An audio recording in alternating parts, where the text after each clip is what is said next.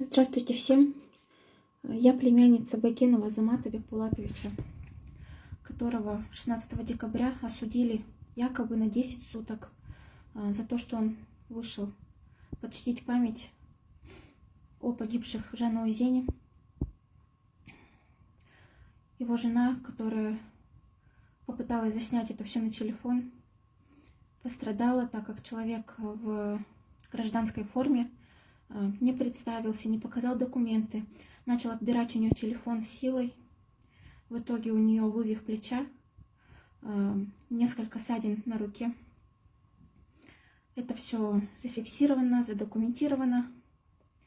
Но этого человека не остановило даже то, что она была в положении 6-й месяц. После чего дядю забрали. Затем ночью мы узнали, что в его доме происходит обыск. Сразу выехали туда, но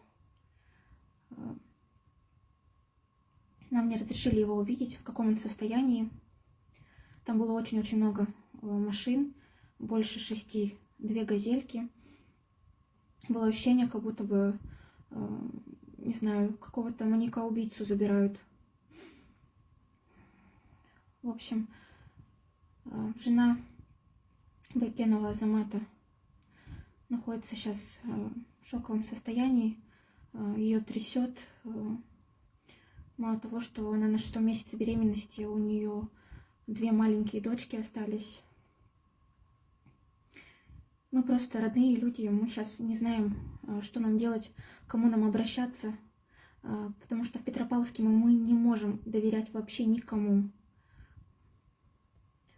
Поэтому мы решили и хотим попросить помощи у очень известного адвоката, чтобы он нам помог.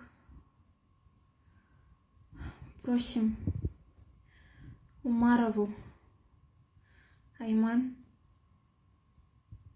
помочь нам в этом деле, оказать нам правовую и адвокатскую помощь,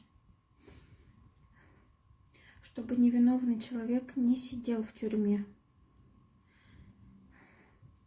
Мы очень-очень надеемся, что вы нас услышите и откликнетесь на нашу помощь. Умарова Айман Муратовна, мы, родственники Азамата Байкенова, просим вас помощи в этом деле.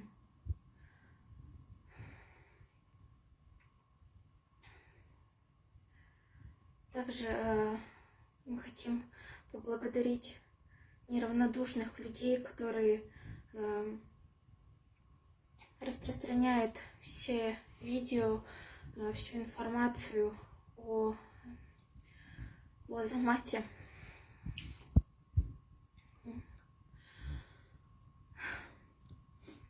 Недавно мы открыли счет в помощь его.